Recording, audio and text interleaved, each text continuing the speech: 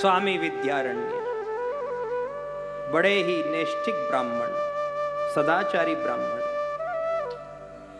भगवत भाव में लीन रहते हैं, लेकिन घर की स्थिति बड़ी कमजोर थी, दरिद्र थे। घर में 4 कन्या हैं और ठिकाना कुछ नहीं। स्वामी विद्यारण्य की पत्नी ने एक दिन निवेदन किया, स्वामी जी आप भगवान की भक्ति तो नित्य करते ही हैं, सदैव उपासना में लगे रहते। स्वामी जी निवेदन पूर्वक मेरा एक आग्रह है आपसे, आप कुछ और तो करो। ये 4 कन्या दिए भगवान ने, इनके हाथ पीले कैसे होंगे? अभी तो खुद का पेट नहीं भरा है, इनका संबंध कैसे करेंगे? स्वामी विद्यारण्य ने विचार किया, हाँ बात तो तूने सही कही, मैं तो भक्ति में लगा रहता हूं, मुझे तो ध्यान ही नहीं रहा कि ये कन्याएं विवाह योग्य हो गई। ऐसा कहा जाता है कि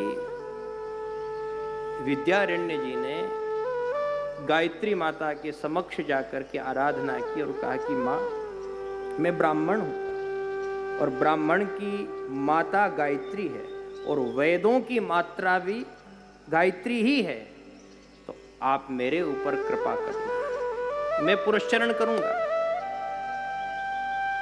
एक पुरस्चरण किया और मां को समर्पित कर दिया, हे मां ये आपको समर्पित। अब आप जानो कि घर में धन की व्यवस्था कैसे हो, रुपया कहां से आए, पैसा कहां से आए, इन कन्याओं का लगन हो जाए, ब्याह हो जाए। 2 पुरस्चरण कर दिए, कोई व्यवस्था नहीं हुई। ऐसे करते करते 5 पुरस्चरण हो गए, धन की व्यवस्था नहीं, परेशान हो गए। मां तू मेरी सुनती क्यों नहीं? मैंने तुझे माता माना और 5 पुरस्चरण कर दिए और दिन रात तेरी भक्ति में लगा रहता।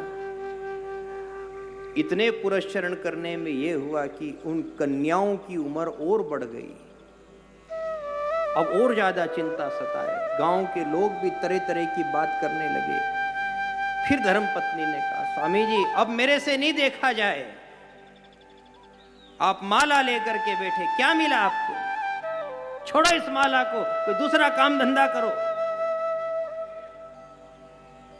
स्त्री की उस कटु वाणी को सुन करके एकदम से वैराग्य हो गया और सोचा कि अब कुछ नहीं रखा इस घर संसार में, छोड़ो सब, कुछ नहीं मिला ना, आज से मैं सन्यासी बन रहा हूं। सब छोड़ करके साधु हो गए और साधु बन करके घोर जंगल में जाकर के बैठ गए, वहीं भगवान की भक्ति करते। एक दिन क्या हुआ, सुबह सुबह का समय, दिशा जंगल जाना। दिशा जंगल जाने के लिए जब विद्यारण्य जी निकले तो जब वो पहुंचे तो रास्ते में उनको ठोकर लगी। तो उन्होंने देखा है क्या आखिर ऐसा, ऐसी कैसी ठोकर, क्या क्या पड़ा बीच रास्ते में?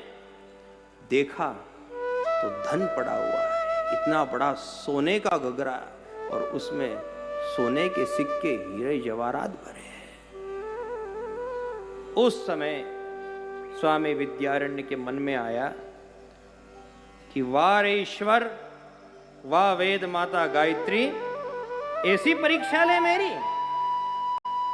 जब मेरी स्त्री धन धन के लिए व्याकुल होती रही, जब मैं धन के लिए तेरे पुरस्चरण करता रहा, जब मैं धन के लिए दिन रात माला लेकर के बैठा रहा और मेरी कन्याएं बड़ी होती गई, विवाह योग्य हो गई, उनकी उम्र निकलने लग गई, तब तो तूने धन नहीं दिया।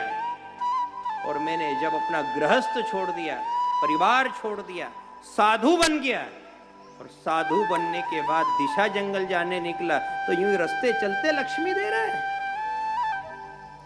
अब इस धन को क्या करूं मैंने तो घर संसार सब छोड़ दिया। अब मुझे यहां सोने चांदी के सिक्के भी मिले, हीरे जवाहरात भी मिले, तो मुझे किस काम के?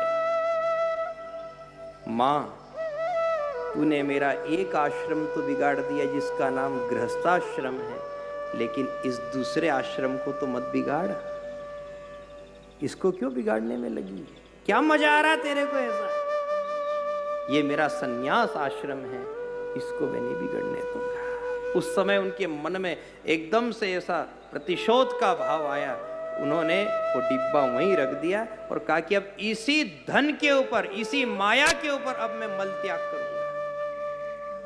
गगरा भरा था ना धन का, उसी के ऊपर उन्होंने मल त्याग कर दिया और स्नान आदि करके अपने आश्रम पर, स्थान पर आ गए।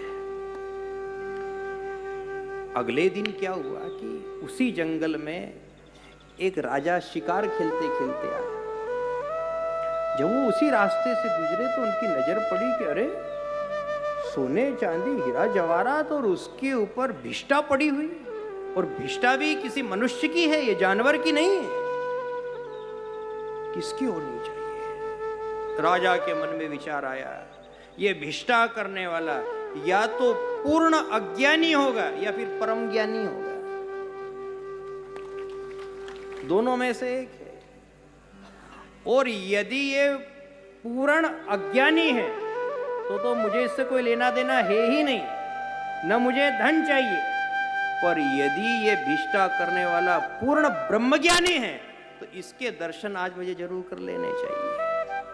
यदि आज उन महात्मा के दर्शन नहीं किए तो मेरा जीवन अकारत चला जाएगा। कहा सैनिकों से ढूंढो, यहीं आसपास में कोई महात्मा होंगे, कोई आश्रम होगा, कोई ध्वजा होगी, देखो। सैनिक ढूंढने के लिए निकले। पास में ही उन्होंने देखा विद्यारण्य महात्मा अपना आसन जमा करके बैठे भजन कर रहे हैं। राजा को सूचना दी, राजन यहाँ बगल में ही उनका एक छोटा सा आश्रम है, झाड़ के नीचे बैठे एक बाबा, बड़े तपस्वी समाधि में। राजा दौड़ा दौड़ा गया, स्वामी विद्यारण्य के चरणों को पकड़ लिया। हे महात्मन, आज आपके दर्शन करके मैं धन्य हो गया। आज आपसे मुझे एक भिष्टा के संजोग ने मिला दिया है। मैंने उस भिष्टा को देखा और उसे देख करके बोध हुआ कोई तत्व ज्ञानी होना चाहिए, कोई ब्रह्म ज्ञानी होना चाहिए। ये ऐसा सोचा और मुझे आप मिल गए। मैं आपको नमन करता हूँ। गुरुदेव, मुझे आज्ञा दो, मैं क्या करूं? उस समय भी स्वामी विद्यारण्य ने अपने मन को रोका। वो चाहते तो कह सकते थे कि राजन मुझे धन की आवश्यकता है, लेकिन जो खुद धन के ऊपर मल त्याग करके आ गए, पड़ा पड़ाया धन जिनने छोड़ दिया, अब वो क्या राजा से मांगेंगे क्या? कुछ नहीं बोले।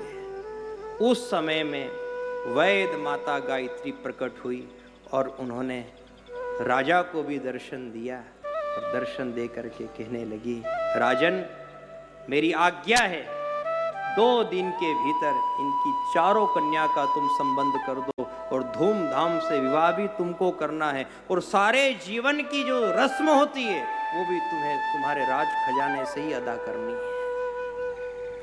सब तुमको करना है, जाओ। उस समय में स्वामी विद्यारण्य की आंखों में आंसू आ गए। है वेद माता गायत्री, आज आपने मेरे ऊपर बड़ी अहेतुक कृपा करी और इस कृपा को मैं आज समझा। मुझे पहले तो ऐसा लगा था कि तू मां नहीं है, तेरा हृदय भी शायद पत्थर का हो गया। मैंने जब तेरे 5 पुरस्चरण किए तब तूने मुझे धन नहीं दिया, पर अच्छा रहा महा जो तूने धन नहीं दिया।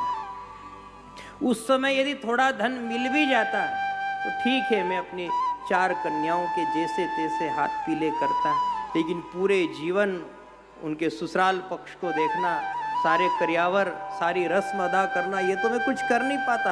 और यदि करता तो धन कहाँ से लाता? और धन के लिए पूरे जीवन परिश्रम करना पड़ता। परिश्रम करता तो तेरा भजन नहीं होता, ये ऐसा सिद्ध स्थान नहीं बनता, ऐसा आश्रम बना करके मैं तप करने नहीं बैठता। हे माँ, तूने बहुत बड़ी कृपा की जो मुझे उस समय में धन नहीं दिया। तूने उस समय धन नहीं दिया तो मैं साधु बन गया, और साधु बना तो तूने उस समय मुझे विवेक दिया। और विवेक कैसा दिया कि मेरे को धन की ठोकर लगी पर मैंने उस धन को स्वीकार। हे माँ, तेरी कितनी बड़ी कृपा कि पहले तो तूने मुझे धन ही नहीं दिया, क्योंकि देती तो पूर्ति थोड़ी होती, और तू भी देती तो कब तक देती और कब तक चलता उससे। कोई एक बेटी नहीं थी, 4 बेटी थी। लेकिन हे माँ, तूने उस समय मुझे विवेक दिया, और विवेक ऐसा दिया कि मैं उस धन के ऊपर मल त्याग करके आ गया और उसे मैंने छोड़ा, तिरस्कृत किया। नजर सिर्फ तेरे में रखी, नजर सिर्फ भगवान के भरोसे में रखी। तो आज यही राजा उस दृश्य को देख करके प्रभावित होकर के मेरे तक आ गया। और हे माँ, आज आपने प्रकट होकर के मुझे भी दर्शन दे दिया, राजा को भी दर्शन दे दिया। और राजा को कितनी बड़ी जिम्मेदारी दे दी कि चारों कन्या का पूरे जीवन जो भी रस्म हो, जो भी लगता हो, सब तुमको करना। हे माँ, ये आपकी कितनी बड़ी अहेतुक कृपा है। आपने मेरा गृहस्थाश्रम भी सुधार दिया और आपने मेरा सन्यास आश्रम भी धन्य कर दिया।